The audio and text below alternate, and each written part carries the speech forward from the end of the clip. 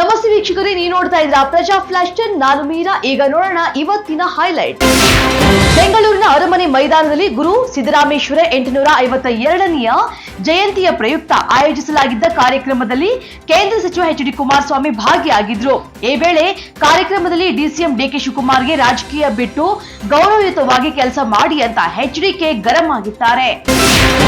CM Siddaramaiah ವಿರುದ್ಧದ MUDA case ತನಿಖೆಯ ವಿಚಾರವಾಗಿ ಪ್ರಕರಣವನ್ನ ಸಿಬಿಐಗೆ ವರ್ಗಾಯಿಸುವಂತೆ ಕೋರಿ ಸ್ನೇಹಮಯಿ ಕೃಷ್ಣ ಅರ್ಜಿಯನ್ನು ಸಲ್ಲಿಸಿದ್ರು.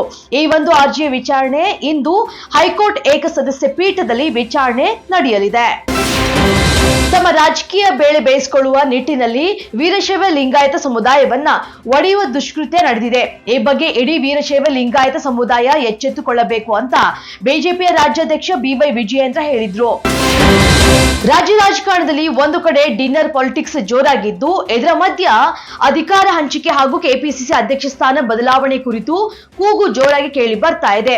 ಇದರ ಮಧ್ಯ ಅಬಕಾರಿ ಇಲಾಖೆಯ ಸಚಿವ ಆರ್.ಬಿ. ತಿಮ್ಮಾಪುರ್ ಅವರು ಇದೀಗ ಮುಖ್ಯಮಂತ್ರಿ ಸ್ಥಾನದ ಮೇಲೆ ಕಣ್ಣಿಟ್ಟಿದ್ದು, ಒಂದ್ ವೇಳೆ ಹೈಕಮಾಂಡ್ ಹೇಳಿದ್ರೆ ನಾನೇ ಮುಖ್ಯಮಂತ್ರಿ ಆಗುತ್ತೇನೆ ಅಂತ ಸ್ಫೋಟಕವಾದ ಹೇಳಿಕೆ ನೀಡಿದ್ದಾರೆ. ಮುಖ್ಯಮಂತ್ರಿ ಬದಲಾವಣೆ, ಕೆಪಿಸಿಸಿಗೆ ನೂತನ ಅಧ್ಯಕ್ಷರ ನೇಮಕ, ಜಾತಿ ಗಣತಿ ವರದಿ ಇತ್ಯಾದಿ ವಿಷಯಗಳಿಗೆ ಸಂಬಂಧಪಟ್ಟಂತೆ ಪಕ್ಷದಲ್ಲಿ ಯಾವ ಸಮಸ್ಯೆಗಳು ಇಲ್ಲ. ಈ ಎಲ್ಲಾ ವಿಷಯಗಳ ಬಗ್ಗೆ ಹೈಕಮಾಂಡ್ ತೀರ್ಮಾನವನ್ನ ತೆಗೆದುಕೊಳ್ಳಲಿದೆ ಅಂತ ಕೈಗಾರಿಕೆ ಸಚಿವ ಎಂಬಿ ಪಾಟೀಲ್ ಹೇಳಿದ್ರು. ಆರ್ಎಸ್ಎಸ್ ಮುಖ್ಯಸ್ಥ ಮೋಹನ್ ಭಾಗವತ್ ಅವರು ಸಂವಿಧಾನ ರಚನೆಕಾರರಲ್ಲ. ರಾಜಕೀಯ ಲಾಭಕ್ಕಾಗಿ ಶ್ರೀರಾಮನನ್ನ ಬಳಸಿಕೊಳ್ಳುವುದು ಸರಿಯಲ್ಲ. ಅಯೋಧ್ಯೆಯಲ್ಲಿ ರಾಮ ಮಂದಿರ ಪ್ರತಿಷ್ಠಾಪನೆಗೊಂಡ ದಿನ ಭಾರತಕ್ಕೆ ನಿಜವಾದ ಸ್ವಾತಂತ್ರ್ಯ ಸಿಕ್ಕಿತು ಎಂಬ ಭಾಗವತ್ ಹೇಳಿಕೆಗೆ ರಾವುತ್ ಪ್ರತಿಕ್ರಿಯೆಯನ್ನ ನೀಡಿದ್ದಾರೆ. ಉತ್ತರ ಪ್ರದೇಶದಲ್ಲಿ ಸೋಮವಾರದಿಂದ ಕುಂಭಮೇಳ ಆರಂಭವಾಗಿದೆ. ಮಕರ ಸಂಕ್ರಾಂತಿಯಾದ ಮಂಗಳವಾರ 13 ಅಖಾಡದ ಮುಖ್ಯ ಸಂತರು ಸೇರಿದಂತೆ 3.5 ಕೋಟಿ ಭಕ್ತರು ತ್ರಿವೇಣಿ ಸಂಗಮದಲ್ಲಿ ಮುಳುಗಿ ಪ್ರಥಮ ಶಾಹಿ ಸ್ನಾನ ಮಾಡಿದ್ದಾರೆ.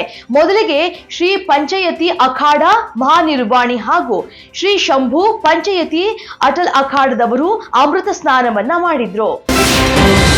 ಉಕ್ರೇನ್ ವಿರುದ್ಧದ ಯುದ್ಧದಲ್ಲಿ ರಷ್ಯಾದ ಮಿಲಿಟರಿಯಲ್ಲಿ ಸಹಾಯಕರಾಗಿ ಕೆಲಸ ಮಾಡ್ತಾ ಇರುವಂತಹ ಕೇರಳದ ವ್ಯಕ್ತಿಯೊಬ್ಬರು ಮೃತಪಟ್ಟಿರುವುದಾಗಿ ವಿದೇಶಾಂಗ ಸಚಿವಾಲಯ ಮಂಗಳವಾರ ದೃಢಪಡಿಸಿದೆ.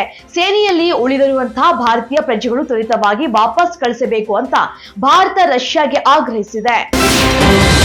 ಆಸ್ಟ್ರೇಲಿಯಾ ವಿರುದ್ಧದ ಬಾರ್ಡರ್ ಗವಾಸ್ಕರ್ ಟ್ರೋಫಿ ಟೆಸ್ಟ್ ಸರಣಿಯಲ್ಲಿನ ಹೀನಾಯ ಸೋಲಿನ ಬೆನ್ನಲ್ಲೇ ಭಾರತ ತಂಡದಲ್ಲಿ ಮೇಜರ್ ಸರ್ಜರಿಗೆ ಮುಂದಾಗಿರುವಂತಹ ಬಿಸಿಸಿಐ ತಂಡದ ಪ್ರಧಾನ ಕೋಚ್ ಗೌತಮ್ ಗಂಭೀರ್ ಅವರ ರೆಕ್ಕೆ ಪುಕ್ಕಕ್ಕೆ ಕತ್ತರಿ ಬೀಳಲಿದೆ ಅಂತ ಹೇಳಲಾಗ್ತಾ ಇದೆ. ಮಾದಕ ವಸ್ತುಗಳ ಮಾರಾಟ ಪ್ರಕರಣಕ್ಕೆ ಸಂಬಂಧಪಟ್ಟಂತೆ ನಟಿ ರಾಗಿಣಿಯನ್ನ 2020 ಸೆಪ್ಟೆಂಬರ್ನಲ್ಲಿ ಬಂಧಿಸಲಾಗಿತ್ತು. ಹಲವು ದಿನ ಜೈಲು ವಾಸವನ್ನು ಕೂಡ ಅನುಭವಿಸಿದ್ರು. ಡ್ರಗ್ಸ್ ಮಾಫಿಯಾದೊಂದಿಗೆ ನಂಟು ಹೊಂದಿದ ಆರೋಪ ರಾಗಿಣಿ ಮೇಲೆ ಇತ್ತು. ಪಾರ್ಟಿ ಆಯೋಜಿಸಿ ಡ್ರಗ್ಸ್ ಬಳಕೆಗೂ ಅವರು ಅವಕಾಶವನ್ನ ಮಾಡಿಕೊಟ್ಟಿದ್ದರು ಎನ್ನಲಾಗಿತ್ತು.